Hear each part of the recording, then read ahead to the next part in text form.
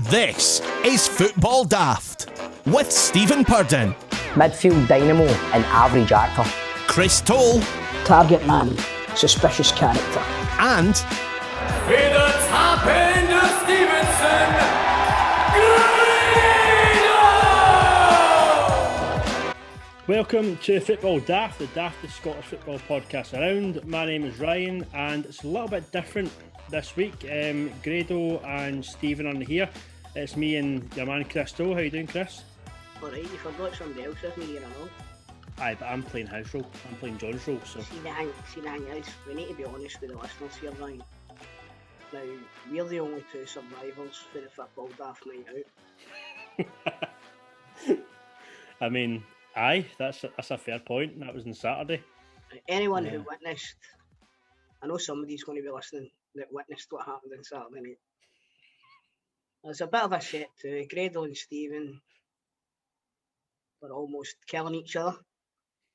However, in all honesty, it's all been cleared up. It's all been swept under the carpet. And it's water under the bridge. We're all pals again. It just so happens that the two of the TV superstars are away filming for Grado, 2 doors down, which, by the way, I need to say, I started watching this week. Oh, Right. right. Started watching it this week, and do you know, I'd caught a couple of episodes before, and there was one of the characters that annoyed the life out of me. I'll not name any names, right? There was one of the characters that annoyed the life out of me. But it's Grado. But no, it's not. Grado's not even in it yet when I'm watching it. Grado's not even in it yet. But I fought through it, and do you know what? That person's one of my favourite characters now. So it just goes to show you, if you persevere with something, you think you don't like it, get an extra wee bit of a chance. Love it now. Nearly at the end of season 3, where the big man comes in. He's not in yet, but he's nearly in. Stevie is away doing River City duties, I think, or he's maybe just no here for other reasons. Maybe. Oh, he is. He's away recording stuff. He's recording monologues. That John will say the other day in the group chat, how can you just put that in auto cue? Aye. Auto cue, is think it is the fucking news. Pure cardinal sin of TV, man. Johnson, I just fire that fucking auto cue. Here's one for you. This is a wee crossover for my movie podcast. Okay. Do you know that Marlon Brando had to get Jimmy Caan to write all of Marlon Brando's lines across his chest on a t-shirt so that Marlon Brando couldn't, in The Godfather, because he had trouble remembering these lines? I've seen something similar to that recently, and it's nowhere near the same level as The Godfather, right? But it was there was 2 people they were on Graham Norton talking about a film that they shot during isolation. And I think the film was about isolation, but they had to record it, edit it, and get it done in like 2 weeks. So they never had enough time to actually film or to kind of memorize their lines for this whole movie. So what they'd done was every scene when they shot, so the camera's on you, for example, I'd be at the other side of the camera, the other actor holding up the lines in front of them, and they shot it that way, back and forward. I think it was like, I want to say Anna Kendrick. It's not her, it's somebody else, quite a big actress that's in this movie, and that's how they shot it. So Stevie should do that, get somebody to hold these lines up for him. That's it. I know, maybe like get Tom Ury to stand behind the camera or something like that. Get a full script on him. Tom Ury. Anyway, we're here. We're still alive. Saturday was Sunday, was it not? Do you know, I didn't think I was that drunk until I woke up the next morning and looked at my phone and I heard the voice notes I sent to the boys. I seen the videos that I sent to the boys. And I was like, oh my God. Mate, you were obliterated, man. I was gone. But good night, though. It was a good night. It was a good night. And you don't cast up, don't you know? So, fuck it, we all enjoyed ourselves. That's the best part. Anyway, So this, like Ryan was saying there, this is going to be a bit of a different show. What we're going to do is we're going to go over the best parts of the last 6 months or so, due to the fact that all 3 of the chancellors have fucking abandoned me this week. Listen, mate, you can always rely on me. Always rely on me. So, before we crack on with some best bits, there's obviously some games happening just now. Football's kind of getting back to normal. We're recording on a Thursday night. Celtic were playing FC Midtjylland the other day on Tuesday. What do you reckon of the game, mate? What was your thoughts on kind of Ange's first competitive game as Celtic boss? I'll be honest with you, mate, I was well impressed with the way the team played. Well impressed. I think if we can get a couple of decent wing backs in, and everybody buys into this system that he's clearly got in his head, I think we could. Do you know what? I'm not gonna do the same thing that I done last season. I think we'll be a lot better than we were last season. Put it that way. Tell you something, if we get a couple of wing backs in that system, man, could be curtains for Rangers. Could be curtains, but could be curtains. I mean, speaking of kind of new signings and stuff as well, Leila Bada got his debut goal, or his debut competitive goal. Yes. What did you make of him, mate? What did you make of his impact? I think what I mentioned last week on the show, he's messy. The guy's messy. No, I'm only joking, but honestly, from what you can judge on 40 minutes, he looked a lot better than what we've had out there. You know what I mean? So yeah, fingers crossed the boy can keep going. I was going to say hit the ground running again, but Rob would have had a go at me. But he certainly did hit the ground running, didn't he? That's all you can say about that. He looked very, very good, mate. I was impressed by him. Obviously, Beaton kind of let us down a little bit in that sense. You know, we could talk about this all day. I have no idea what that guy was doing. Like, just walk away from that situation, and it's potentially kind of costs us that league. But Saturday, we've got a wee game against West Ham. Rangers, they've got a nicer game on Sunday. We've got Real Madrid coming to town. Should be interesting for him. I've just seen it, Stevie put in the group chat. He got a ticket for it. Should be a good one. He'll be there, club deck loyal. He's scarfing that around his head, tap off, roasting hot weather. I was going to say tap off, no a scarf though, man. You leave the scarves at home in this weather. Tell you what, I don't know if Madrid will be able to handle the heat in Scotland now. We're going to do things a little bit different, like we said. We've got the usual sections of the show. We've got the best of the open line, the best of the player profile playoff, and I've picked an absolute topper for this. And like we said before, Chris, we've got quite a few guests we've had on this. You know, I've jotted down some names: Barry Fee-Senders, Gordon Duncan, Jamie Langfield, Martin Dale, Charlie Christie, Greg Hemphill, George Bowie, Jackie McNamara. Loads of things happening on this show, mate. We will go first to the best of the open line with this unbelievable story. But the second thing I was wanting to say to you is, right, so I seen last week you were talking about meeting football players in strange places, right? So I've got a belter of a story, right? So me and my new wife, but then girlfriend, I was 17 at the time, went to Egypt on holiday. So it was about June time, and at our hotel, they done like the reps that come round when you play fucking water polo and that. I hate that. So they are. Well, we had a 7-a-side 4G pitch at our hotel. So they would come up to me and he says, "We're playing football tonight. We're playing next door, the next door hotel. Do you want to play?" I says, "I put my name down. I'll definitely play." So I've turned up at 5 o'clock. I actually left my missus in the bath with sunstroke. This is no joke, right? And I went down to the pitch, and I was the only person that turned up for the hotel. Me and the wee chef. This wee fucking chef, they still had the hat on and that, right? So me and him turned up, and I says, "How are we going to play next door?" He says, "Well, they'll probably bring a team." So the hotel next door brought about maybe 7 or 8 boys, so we got a game going, right? And I'm saying, fucking standards quality here, by the team, the boys that they brought were unbelievable, right? This wee guy up front, he had like a baldy head, it was unbelievable, so scoring left, right, headers, everything. Boy at the back with dreadlocks, unbelievable, 6'2" machine, right? And this guy in midfield who just ran the show. So like after, because it was so hot, we stopped for like 20 minutes to get a drink of water. And I'm obviously chatting away and that. And this guy took his t-shirt off. He had a black bag on, right? I'm saying, "What's he doing with the black bag? It's fucking 35 degrees. So I says, "What are you doing with the black bag, pal?" He's like, "Oh, I need to get half a stone off before pre-season starts." I says, "Oh, do you play football?" Like, you know, I play for Colchester, right? So I went, "Colchester?" He went, "Aye." He says, "I broke the League One transfer record I signed for Tottenham 2 seasons ago." I was like, "Fucking hell, what's your name like?"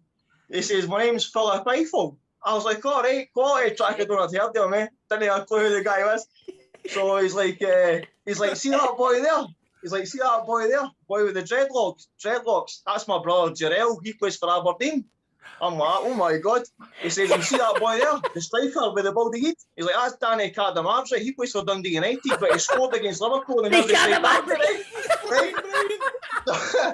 I'm like, what? And another guy who played with fucking Rochdale, David Flitcroft, he's a manager now down south. Yes, I'm like, what is fucking happening?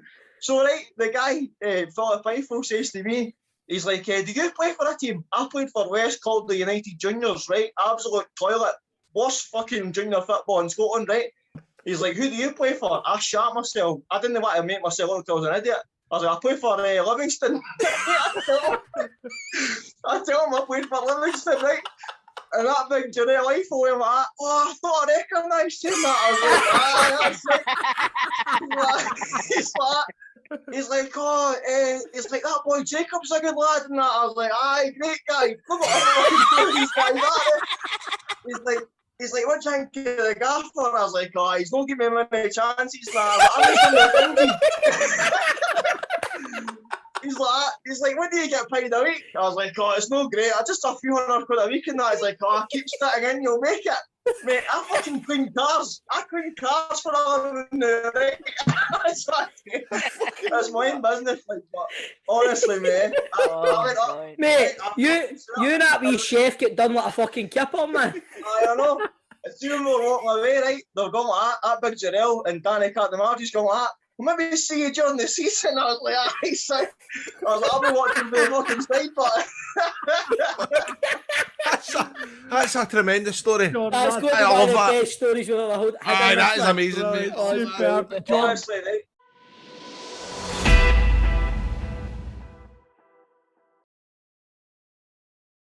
it's a bit of an open line special because it's all invited guests. And the first callers we're going to go to are in a band.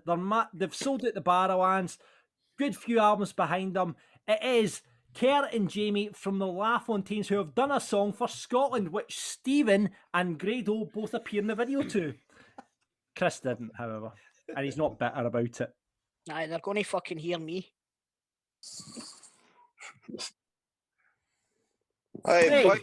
Hey, Kerr, how you doing? What you saying to it? Good man. I like your backgrounds. How you doing, Kerr? My name's Chris. I don't know if you know me. I've just seen you, Chris, on the telly and thing. Yeah, aye. How come I never got to be in your fucking video then? What's your email, mate? Murder. Whatever. Shite in it. Whatever. No shit. No shit is that song.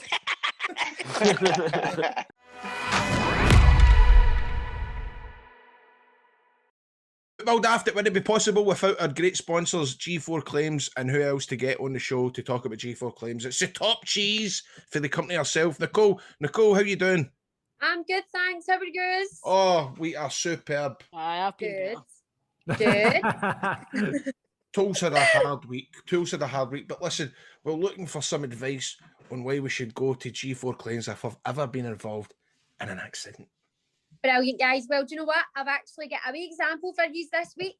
Ooh. So I got a customer from Football Daft, obviously no names given, protecting everybody here, but someone had actually been listening to us on the road.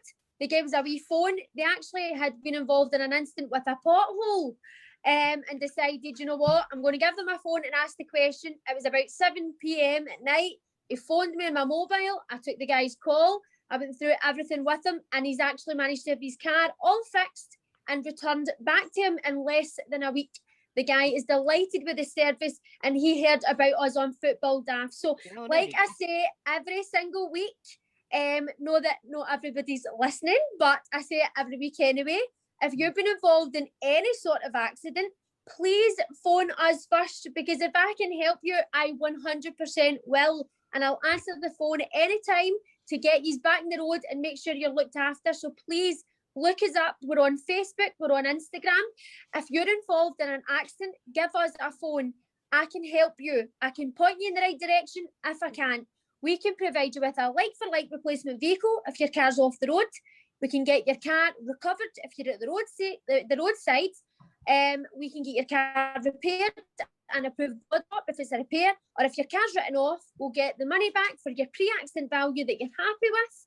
And make sure that you're totally looked after. And the best part is my services to you are totally free. We bill everything to the person's insurance who's at fault for the accident. So go for it, guys. Look us up. Phone us 01698 767 172.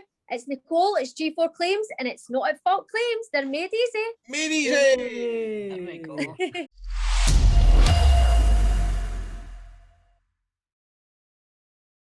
So, Chris, couple of belters there on the open line. You know, see what since we started doing the open line, it was one of them ones you thought you would trial it for a few weeks, see how it goes, but you've had some cracking stories and cracking guests on that. The actual idea behind it was we would do it for a week and we would change up the section every week. We had a different feature. And myself and Grado, I think it was, we just went, I like that, I think that's good. So it also allows the listeners to interact with us as well, you know. So, and the people who pay for the Patreon obviously get the first dibs to come on as well. So I think it's a great wee section of the show, and some great questions have come up, but obviously the LaFontaine's. I mean, come on. Oh man. Right, another section of the show then, which sometimes ends up quite funny, is the player profile playoff. Now, you like to think you're quite good at this game, don't you? I think I'm the overall champ. I'll be honest with you. I do think I'm the overall champ. There has been a few. Keeping score? There's been a few that have scalped my arse at it right enough. Like one of the guys that we're going to listen to here actually gave me a right going over. But I like to think of myself as the champ of this section of the show. So the boy you're referring to is the Hearts fan Stitto. You went on about him being very, very good at this game. A couple of weeks later, we thought, who else have we got that can take this guy on? Here's what happened. It's the Player Profile Playoff with piesports.com, bringing you the taste of Scottish football to your home. You can get pies off their website now. You get all sorts of packages up there. And remember, you can even call them on the phone, 0141 739 9999. 0141 739 9999. Get your pies in for the football. Scotland in action this weekend, so get the pies in for that, and I'm sure you'll enjoy them. They're free of charge to a bunch of postcodes across Scotland. You can check that out on their website. Now, normally on this part of the show, we put one of the boys up against a listener, but after last week's annihilation, Stitto is back on, and Grado suggested that there should be some sort of Champions League playoff between Stitto and previous winner Craig Fryatt, who wiped the floor with Grado. So here we have, it's the Champions League Player Profile Playoff. We've got Craig on, we've got Stitto on. How you doing, boys? This is meaty. Yeah. Stitto's just like that, man, right? Yeah. Aye. Stitto's like that, just another one to add to the list. That's Craig, what he's saying. Craig, I'm worrying for you here, mate. I mean, Craig, I'm supporting you here, mate. I'm supporting you, Craig. Bob's supporting you, Craig. Toll thinks that. I mean, after what you just said after there, that just Toll is 100% backing all Stitto, isn't you, Toll? Oh, 100%. I've never supported a Hearts jersey in my fucking life, but I'll tell you what. H-E-A-R-T-S. Are you nervous, Craig? Did you watch Gordon last week? Aye, he was good. He was good, wasn't he? I love and Gordon, are you aware of Craig's work? I'm aware of Craig's work, yep. He's done well, Come on, boys, this is too nice. What's don't butter him up. Come on, fuck it, exactly. About it. Slag his hat or something like that. I can't slag anyone with this. Right, boys, here it is then. This week, we're going back to the 2011-2012 season. Celtic were the champions. Scottish Cup winners were Hearts, obviously, Stitto, and unfortunately, bad news for you, Craig. It was the year that Rangers went into liquidation. So, how's your knowledge of that season, boys? Look at Toll's face when you said that there, John. That was for Toll. Look at him. Fucking Cheshire Cat. Look at him. Yeah. Has he got a stoner? I'm getting my big juice now. Hang about after we go off here and I'll show you. Right? Right, boys, so you know how the game works. I'm going to read out a player from that season. If you know the answer, you buzz in, you give your answer. If you do buzz in, you forfeit your chance. However, as it's the Champions League playoff, this week it's not first to two, it's first to three, okay? Oh, yeah, fucker. Here Oh, we yeah, go. fucker. The stakes have been raised. I'm pure nervous for these two. I know, man. Right. Stitto, what's your buzzer? It'll be 5-1. Worked well last week, so 5-1. and the year Hearts won the cup, so 5-1. Craig, what you going for? 55. Jack. Oh, Jack, good. Going with Jack, right, okay. Here we go then, boys. Right, you ready for this? Grado, you're the referee. Right. Okay. Let's get it on. Right. Ready, here we go. First player. This striker re-signed for Hibs for his second spell in this season after having 5-1. 5-1, Stitto. Gary O'Connor. 1-0, Stitto. Oh my god. Oh, okay. Right, come on, Craig. Let's get in the game. I think John sends some of the questions before he comes on, by the way. Right, here we go. Second player. This player signed up for a second loan spell at Rangers in this season from Arsenal. Jack. Craig. Kyle Bartley. 1-1. Oh, Yes, Craig, come on. Right. Okay, here we go. Third player out. This midfielder rejoined Motherwell from Norwich after becoming a free agent in November of this season. Craig. Stephen Hughes. 2-1, Craig. This, Craig, is for the win. Stittle, you need to get involved here. Here we go. This player came through the Hearts Youth Academy, making over 150 appearances for the Tynecastle club as a goal-scoring midfielder. He was subject to transfer bids from the likes of Burnley, Coventry... 5-1. Gordon, Stitto. Andy Driver. 2-2! This is exciting, man. Here we go. Final player, and this is for the win, boys. Come on, Stitto. Come on, Craig. Come on, the Perries. Only easy if you know the answer. Right. Take your time, boys. Take your time. And don't jump in. Don't jump in. This St Johnstone striker joined the Perth team on loan from CSKA Sofia in this season. Jack. 5-1. Oh. Craig was in first. Cillian Sheridan. Yes. Well done. Well done. Well done, Craig. Yes, Fucking hell, man. Well done, was Craig, tense. man. That was Well, tense. I'm sweating and I wasn't even involved. I'll tell you this one. Thank fuck I wasn't playing this week because the only one I knew was Cillian Sheridan. There you go. Well No, done. it's not about you, Toa. I know, Aye, Tom, mate. it's all about me. It's not a day with you, mate. Well done, Craig. Well played, Craig, Stitto. well done. Well done, Craig. Listen, I know you're not at your prize yet. Double pie delivery, and do you know what? As a bonus, a football daft t-shirt as well. Oh, well done, man. Hey. And just for good measure, I'm just going to chuck this one in as well. There you go, John. How about this one? Right. This was to be the debut season for this exciting Scottish attacking midfielder at Dundee United. Jack. Craig. Gary Mackay-Steven. You fucked it. I'll continue. Sorry, Craig. You fucked it. Fuck.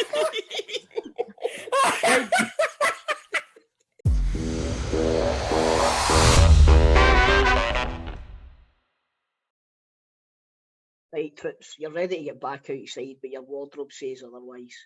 Get some much needed style updates with the help of Stitch Fix. Stitch Fix is an online personal styling company that makes getting the clothes you love effortless. It's a completely different way to shop that's all about you every time. To get started, go to stitchfix.co.uk/daft to set up your profile, and they'll deliver great looks personalised just for you in your colours, styles and budget. You pay a £10 styling fee for each fix, which is then credited towards anything that you keep. So, if you buy a tarp and it's 20 quid, you've paid a tenner for the styler to pick that tarp for you. Essentially, it's only a tenner, really.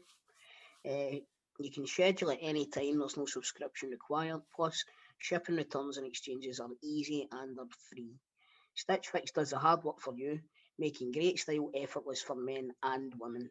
Get started today at stitchfix.co.uk/daft and you'll get 20% off when you keep everything in your box. Brilliant. And do you know, did you see the comment at the weekend there when we were out? I did. And I We laughed put my the- ass off. Put the photo up and somebody's like, that John wearing Stitch Fix, aye. And do you know what? Aye. He was.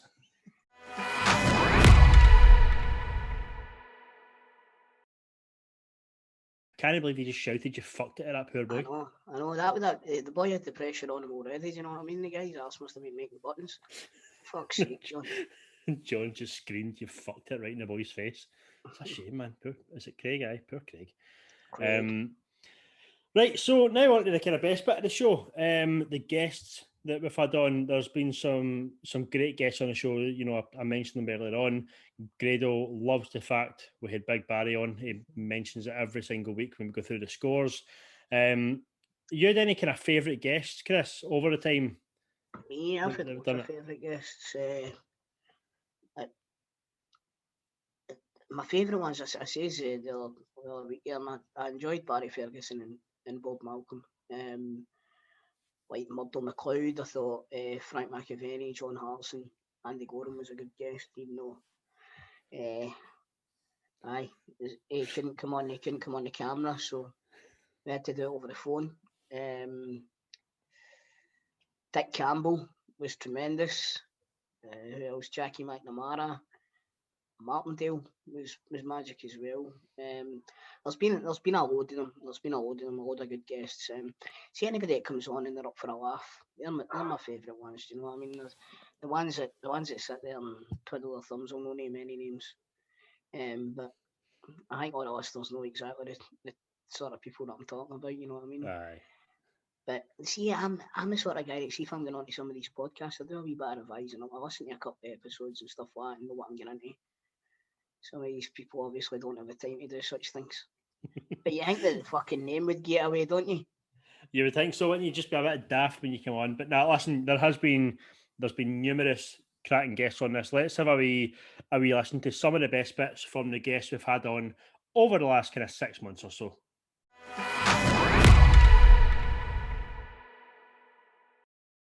Well, Grant, I'm going to need to bring this up. Oh, I know what you're going to bring up, Bob. I know. You have to. I might go for a pee. Aye, it was possibly the worst day of my life. But describe the feeling of beating us in the Scottish Cup final.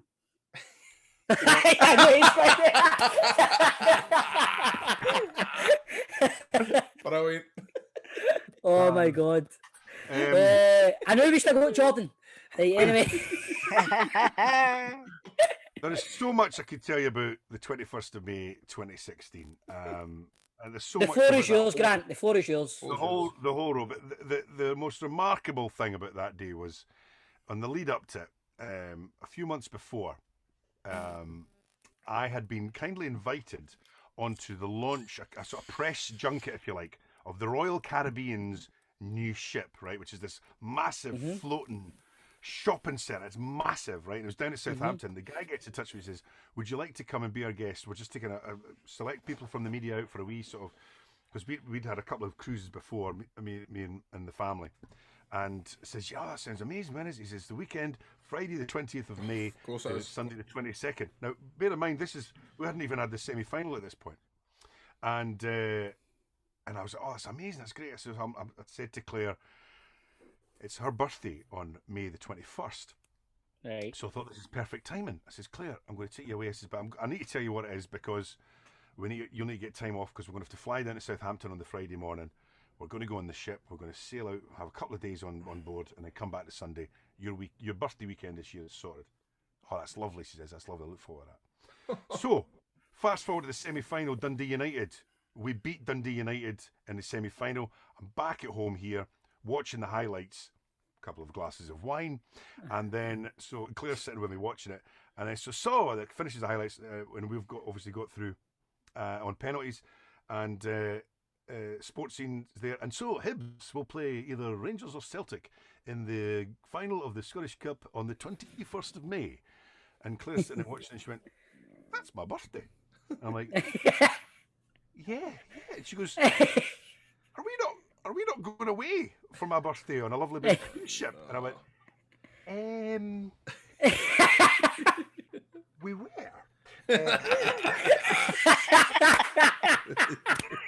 And it was one of those moments where you just kind of dawned on us, went, are you binning on a 6-star beautiful cruise ship with me on my birthday to go and watch the Hibs?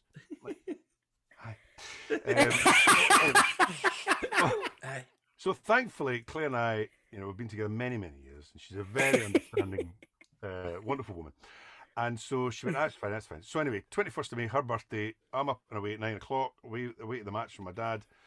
We all know what happens. We win. We come back. We're in town. I actually took my dad, again, talking, Chris, about the things that you get your dad to do. I took my dad back to Easter Road with Supreme and with all the directors, and we were there when the cup was brought back in, Alan Stubbs, and everything. Again, dad in his absolute element. So, Amazing. few drinks. 10 o'clock, I better get back. I better get back to the house. It's Claire's birthday today. I've been out all day. So we get back to the house, and Claire's sitting through the back having a wee glass of Prosecco herself. And I'm saying, happy birthday, darling. You'll be happy because Hibs have won the Scottish Cup. I'm like, can we go watch the highlights? Because it's already. And she did. And tell me this one. How long did it take you to pick the Hampden turf out your shoes? I just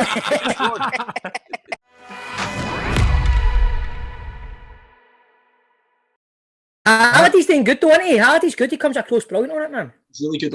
I've seen, like, obviously when he does other podcasts and stuff, I've seen people saying like he's obviously putting on his posh voice for when he does it. But he's good at that. He's good at turning on his wee radio voice. Like, it's brilliant. But even Hugh, again, I was peeing myself a couple of weeks ago, and he'll just stop something and go, listen, you're talking tripe. I love that. I love that. No, there was a guy that phoned up the other night talking about his dog Bobo and all that. Then he goes like that. He says, but this and that. And then Hugh just stops and goes, right. See, I think his name, I don't know if his name's Andy or something. Andy is either at the wind up or just plain daft. Daft, that was it. And that's, now, I don't know, nowadays people are probably a wee bit more sensitive as to like what you can and can't say. So there are times where I'm like, oh, right, okay, right, I'll let you. No, but you're good at that. I've noticed that as well, because something you had said before where you went, no, I don't really like that talk. You're quite good at... Aye, it's like Gordon Dale, that always has the weekend that sex innuendos. Him and Wilson always have the innuendos. You're like, it's a family show. Right, shut up. That stuff. I do embrace that laugh, like, obviously, because like everybody's the same. They just want to laugh. Like that's what it's all about. They just don't have they don't really get the line. So then I'll always like make a joke and say, I'm turning your mic off. I'll give you a brilliant example of that if you sorry if I'm rabbiting on, right? No, mate, that's what you're on for, man. We want to hear you rabbiting on, mate. A couple of weeks ago, I don't even know how it came up. I think we were talking about kilts. That's it. We're giving away a kilt on the sports auction. So giving away kilts, and we were slagging Mark Wilson because he got married in Mexico wearing a camel kilt, right? The full thing. So he was roasting, right? Sweat dripping off him. He's always got a dead red face anyway. So we're talking about this camel kilt. Now, no innuendo, no wee clever joke. Alex Ray just went, camel toe. just shouted camel toe. We're like, no. Like I said, there was no clever wee innuendo there. He just shouted camel toe. Inexplicable, right? So I'm like, what do you even say to that? So like, we just kind of moved on. Obviously, everyone's lost it and everyone's like laughing. And then about half an hour later, I just searched on Twitter, camel toe, just the phrase, and it was just everybody. Everybody's talking about it. When they don't get the difference between like innuendo and just taking it too far. Aye. I mean, what's the crack with that? Is there delays in the studio? How many times have you had to use that? Aye, quite a few. Really? It's about, yeah, maybe kind of once a month or something like that, I would say. As often as that, aye? It's an 8-second delay. John can tell me if I'm talking rubbish. It's an 8-second delay, so as long as I catch it within that 8 seconds, it disappears. But well, to be fair, it disappears, but then... Have you ever missed it? No, I think there was one where somebody did... a bit of debate once because the guy was just so unclear and I just couldn't quite make out. But nah, I've got it most times. 8 seconds on radio is a long time to kind of react. But the problem is once you do that, the caller might disappear. But then if it's something really funny, you're still laughing then, and you need to pretend that it didn't happen. Yeah. Bob Brown one was the best example because it was a guy who's a Rangers fan, and that's just a word that we'd use, isn't it? Like we just use that as like punctuation. Like, and he was like, he's a Rangers fan a couple of years ago, and he's like, he's like, do you know what Rangers midfield's missing? And he's like, yeah, I'm not saying I like the cunt, right? But we need this.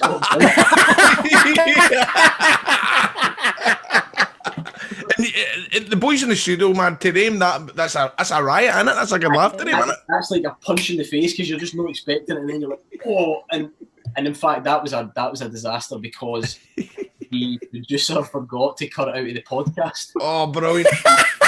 Brilliant. Went on the podcast unknown to me. I went up next morning, woke up, went and played 5-a-sides with Alex Ray and that. And as I was coming out, I had all these missed calls and stuff. And Roger Hanna, who works at the Sun, phoned me and he says, "Did a caller call Scott Brown a cunt last night?" And I was like, "Aye, but how'd you hear about that?" And he went, "Aye," he says, our digital desk is about to publish a story called Super Scoreboard Caller called. Oh no, man! Brilliant. So, brilliant. That is, I mean, that's gold. That like Grado's saying, like the pun, like the people you're doing it with, like Alex, that's gold to them. But on it, you're the one sitting going, "Oh." Aye. The Waffle Pad was we do at 7 o'clock every night. We do beat the pundit, phone in, answer the questions against the pundit. So that's the only time that you can't really afford to cut anybody off because it's 30 seconds on the clock. You're answering the questions, so the delay you're never expecting to use it. And then just once a boy went, I said which team's known as the Blue Brazil, and he went, oh fuck. What do I do? That was the hardest one by a mile because I have dumped the call, but now we've lost the last 8 seconds, and he's going through questions in a row in the 30-second period. So my head was gone. I was just like, and then Gordon DL or whoever's playing against him, they're listening to something else to block out the answers. And he was like, "What is it? Why have you been giving him so long? What's happened?" And I just went, "Look, I need to come clean." I said, "He's swore." During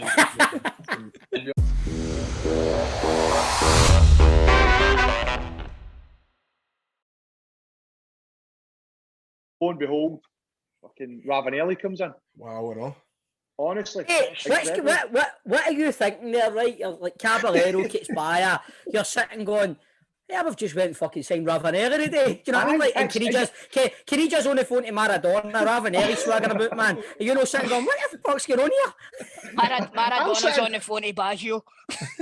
Honestly, it was a mental time. But Ravanelli was like one of the nicest guys you'll ever meet, and like he was staying at a hotel in Dundee, and my flat was like 2 minutes along the road. So, but we went out, me, him, and Craig Burley went out for a night out. So that's funny. Imagine being in that pub or something, but into Langfield, Burley, and Ravanelli. Right. So we're in this pub, right, and then we're into a nightclub, into Fat Sam's. So into Fat Sam's, right. So Rava's like to me, what do you drink? And I'm like, so I go up, it was Magners was just out at the time, right? So I've got him on the Magners, right? He's drinking pints of Magners. So the next thing you know, we're fucking after nut in the taxi back to my flat, right? So I went into my bed, fell asleep, came out the next morning, and here's Ravanelli sleeping on my settee, comatose on my settee. And I'm like, I went, Rava.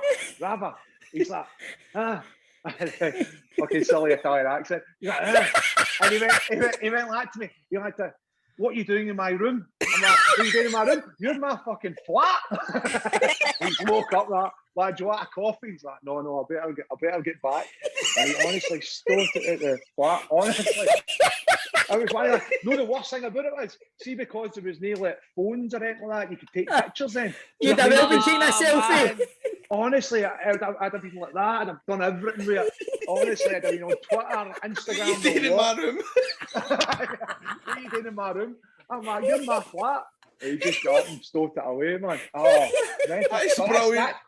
but that's the type of guys that were at the club at the time, and as much as they were like big stars, they were so down to earth. They were brilliant to work with and train with, but also great fun away for the Mate, club that as is well. so funny. Wait, I mean, you ever think, man, you'd have Ravanelli sleeping in your couch, man? No, and like that's the thing I'm spewing about, because I couldn't take a photo. So if I tell somebody, everybody's like, don't believe you, I'm like, well, it's my word against yours. So, so you need to try and get Ravanelli on. Have you got you still speak to him? No, he's biked off. Same with Canadian, ain't no time for us now. Did Jimmy Calderwood sign you for Aberdeen? Aye. Oh, Jimmy Calderwood signed me on a pre-contract for Dunfermline, right? Right. So he signed me for Dunfermline, right? So I've went and done all the deal with my agent, signed the thing. So I'm like, Missy's like buzzing, signed a year with Dunfermline. I'm like, Jimmy's told me that I'm going to start, and I'm going to get a chance to start, so on and so forth. So I'm like, right, okay. Me and my mates went to Fallaraki on a holiday. Oh. Right, so sitting next to the pool, right, so I can pissed out my skull. So that broke the daily record. Remember, it used to be the day after. That's right, Aye, when you're on holiday, aye, that's right, aye. Here I pick up the back page. I'm drunk, remember, and I see a picture of Jimmy Calderwood with the Aberdeen fucking scarf. I'm like, what? what happened there? I'm like, what's going on here? And so I phoned back. Aye, Jimmy's left to go to Aberdeen. I'm like, oh, fucking brilliant. So Derek Stilley just left Dunfermline. He was our number one. So I was like, right, okay, at least I'll have a chance to play. So I've got back. Fucking first thing I pick up the paper again. Derek Stilley's re-signed for Dunfermline. For fuck's sake, what is going on here? Honestly, it was couldn't make up. But then, through his word, probably about 3 months later, JC came back in from again and re-signed me at Aberdeen. He said, I'll take you to Aberdeen when I can get you in a pre-contract. And I signed a 3-year deal at Aberdeen. So he was true to his word and he came back in for me. So no, I was delighted with that. Jamie, I mean, he was a right good manager, wasn't he? For me, he was the best manager I've ever worked with.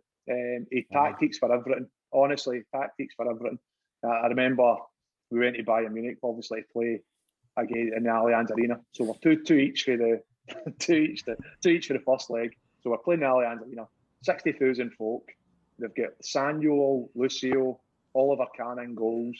They've got, I think they've 4 World Cup winners. Tony Kroos, Lamb, you name it, right? And Jimmy's pulled up his pad, right? And he's got the team down, right? And he's actually went, big question marks over him. And he's pointing to Willie Samuel, who just won the World Cup. he's like, I think he could be got it. You actually sit and just laugh and think, is he taking the piss? He said, they're unbelievable world stars. But about 2 seconds into the game, they'd hit the bar. I think we were 4 down in the first half.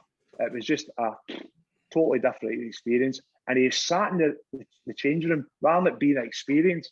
All the boys are like, at the Allianz Arena, there's a swimming pool in the actual changing room. Right. So he's trying to get his team talk, right? So all the boys are doing like dive bombers and all that in the swimming pool. No giving a fuck, right? And Jimmy's like, he's raging ways, absolutely raging ways. We'd been beat off Bayern in the Allianz Arena. Thought there was a chance there for us. But that was the type of guy he was. And he was absolutely brilliant for me. What I want to know, did you manage to get Oliver Kahn's tap at the end of the game? Mate, I certainly did.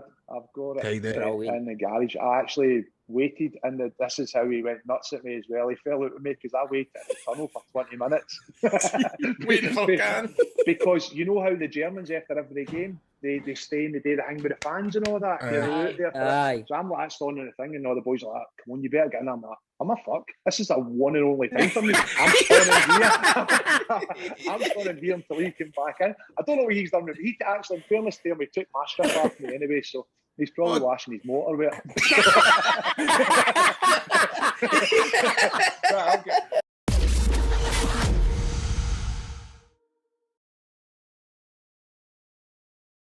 You've got to have some Romanov stories for us. You've got to.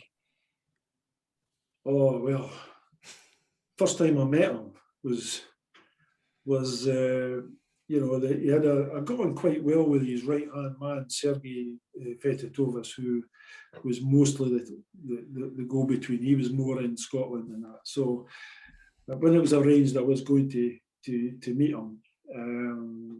So I'm over in Lithuania, and Sergei picks me up, and I'm all changed. I've got the collar and tie and everything on. So we go to his office, and he turns up with a little with jeans with the trendy holes in them and everything like that, and he's got the wee sort of bomber jacket on with a Simon Cowell t-shirt, and I'm looking at him, and he said, "You come with me."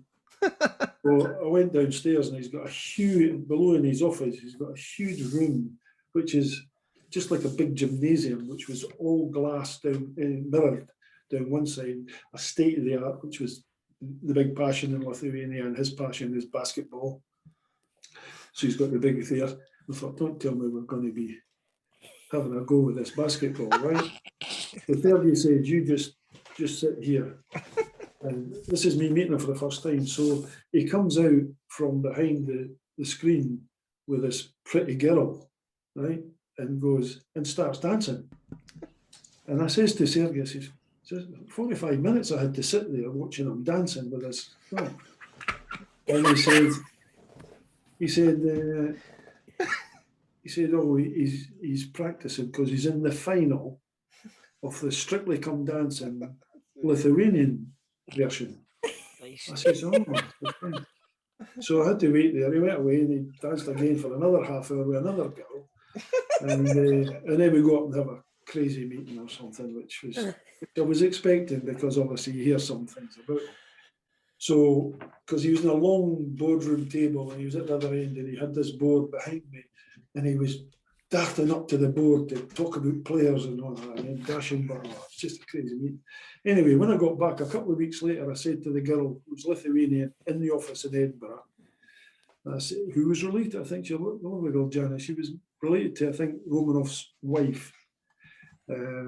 But she was working in the club with Carbo Ogilvy and that. And I says, listen, how did Mr. Romanov get on in the final with the Strictly Come Dancing? Oh, she says, he won it. He won it. I says, oh, that's good. She says, he had to. He owns the radios, he owns the TV station.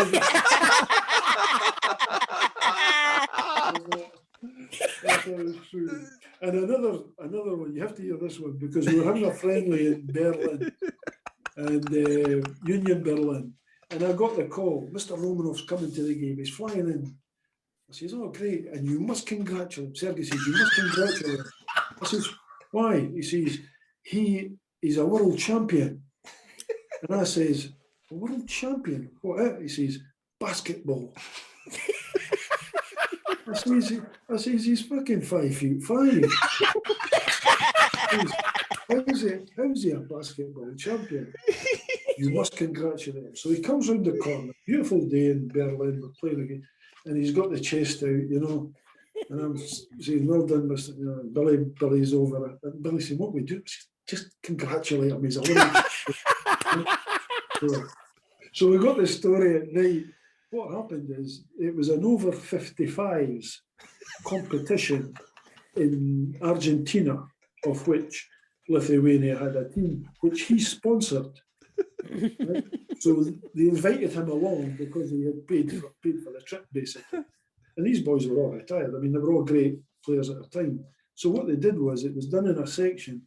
They had won it with 2 games to spare, or 1 game to spare. So in the last game, just as a thank you, they put him on with a bit with the strip, and he's going about telling everybody he's a world champion. That's what you were up against with Vladimir. In a funny way, I got on fine with him. He was well named, he was just Mad Vlad. And that's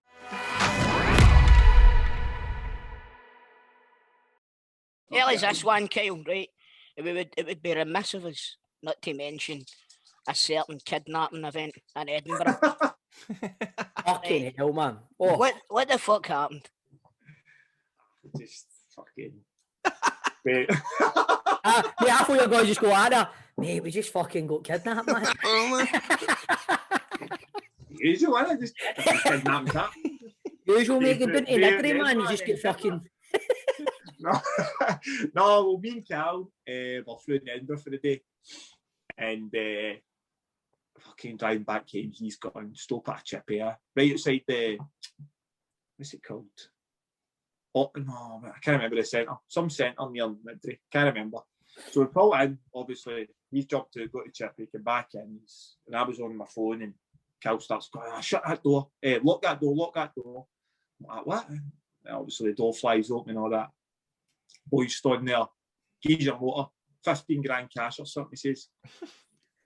What? I said, no, pal, you're all right. That Cal's sitting there with the fish supper and that. He's going, bolt, you're daft or something, he says to him. I can't remember what he says to him, but started getting cheeky with him anyway, and I'm like, Cal. So I've tried to obviously go round the boy, close the door. He's not closing it. He's like, no, get out the motor and gauge your motor. I'm going, mate, I'm not getting my motor and gauging you my motor. I said, bolt. Next minute, boy runs there, gives my blade, sticks the blade in my face.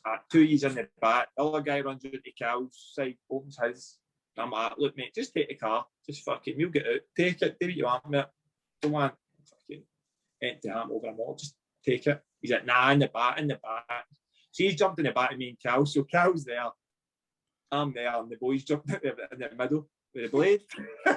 Obviously, just picture two guys just sort of sitting there. This guy's just sitting in the middle with a blade.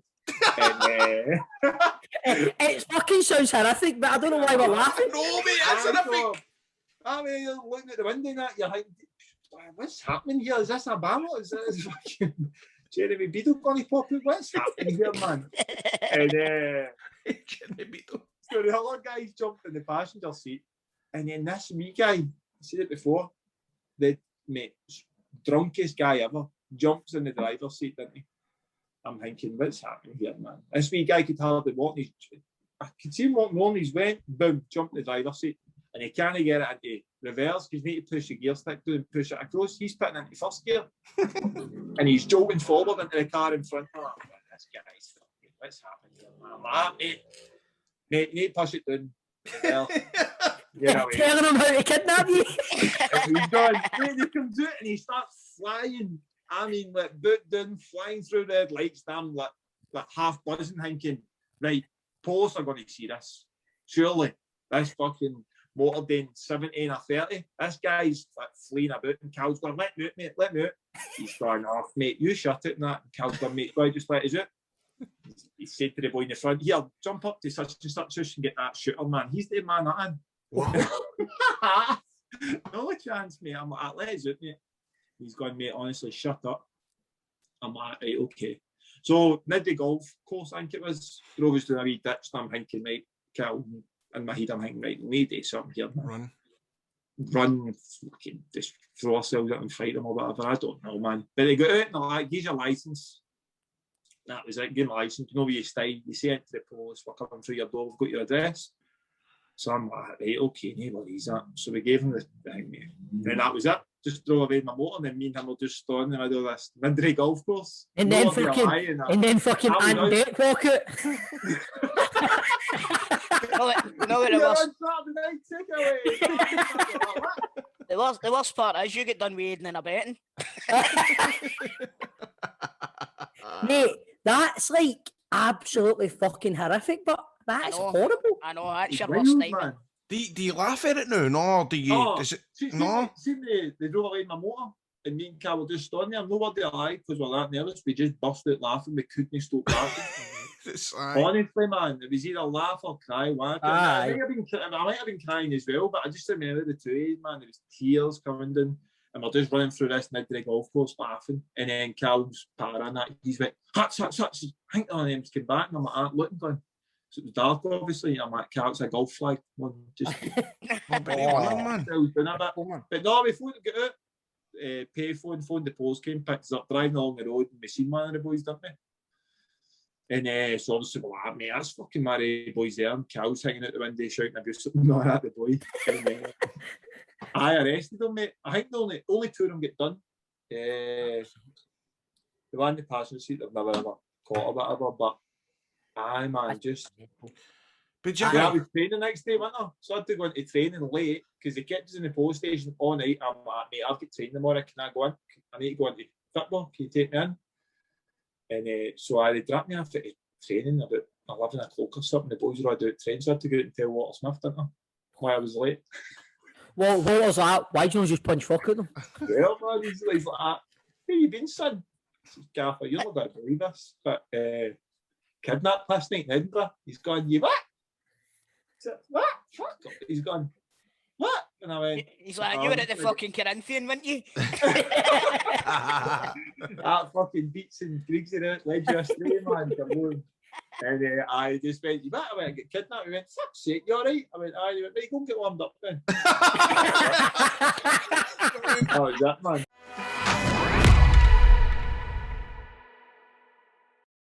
So, if we're going to give you the half... No, it's all right. It's all right. You beat Yogi. So, 7.5. Not a great achievement, that.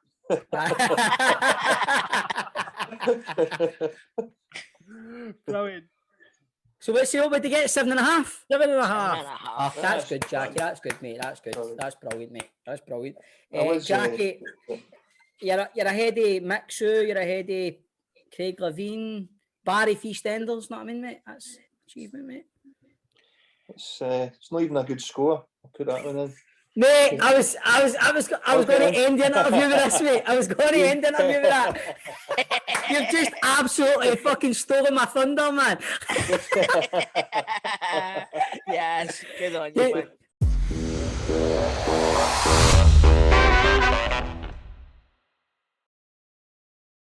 There you go. There's somebody who was up for a joke, wasn't he? Oh, Jackie Mack, that was an absolute belter. Stevie was raging at that, man. I know, he got in there before him, didn't he? Top. He was absolutely fizzing. He was desperate to do that line, and Jackie just snatched it right away from him. Few good guests in there, Chris, man. Absolute belters of stories as well. You know, I think the one about Kyle Hutton getting kidnapped in Edinburgh, that was brilliant. See, if I didn't know for a fact that was true, I'd be like, this guy talks a lot of shit, doesn't he? Oh man, it's absolutely class. But listen, that was the kind of best of Football Daft for the last 6 months. Flew in, Chris. Flew in this one because it took us about 15 minutes to edit it together.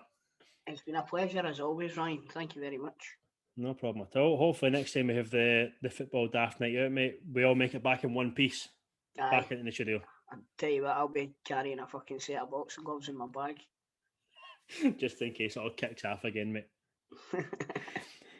Now, Chris, just to round this off, I've got a wee surprise for you. All right, End this show. I know you weren't expecting this.